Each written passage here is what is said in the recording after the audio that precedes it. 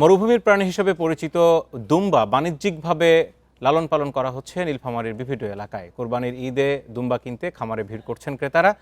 নীলফামারীর বিভিন্ন এলাকায় গড়ে উঠেছে ছোট বড় অসংখ্য দুম্বার খামার। কিশোরগঞ্জ উপজেলার নীলসাগর ভিলেজ অ্যাগ্রোতে 2015 সালে পরীক্ষামূলকভাবে শুরু হয় দুম্বা পালন। মাত্র 7টি দুম্বা দিয়ে শুরু হওয়া সেই উদ্যোগ এখন পরিণত হয়েছে বড় খামারে।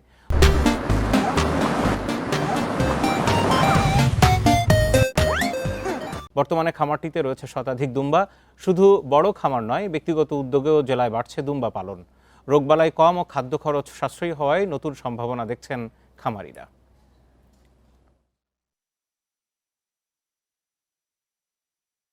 বর্তমানে আমাদের দুম্বা আছে 100টার মতো। তবে যদিও এগুলো আমরা জানি এগুলো মরুভূমি প্রাণী, তবে আমাদের পালতে কোনো সমস্যা নাই। 12টা দিয়ে শুরু করলাম, তারপর আমার খামারে 2.5 থেকে 3 বছরে 27টা দুম্বা রইল। সৈয়দপুর, কিশোরগঞ্জ এবং নীলফামারী সদর এলাকাতে বেশ কয়েকজন খামারি তারা দুম্বা লালন পালন করছে। খামার বৃদ্ধির লক্ষ্যে আমরা খামারিদেরকে প্রয়োজনীয় পরামর্শ এবং উপকরণ সহায়তা দিয়ে যাচ্ছি।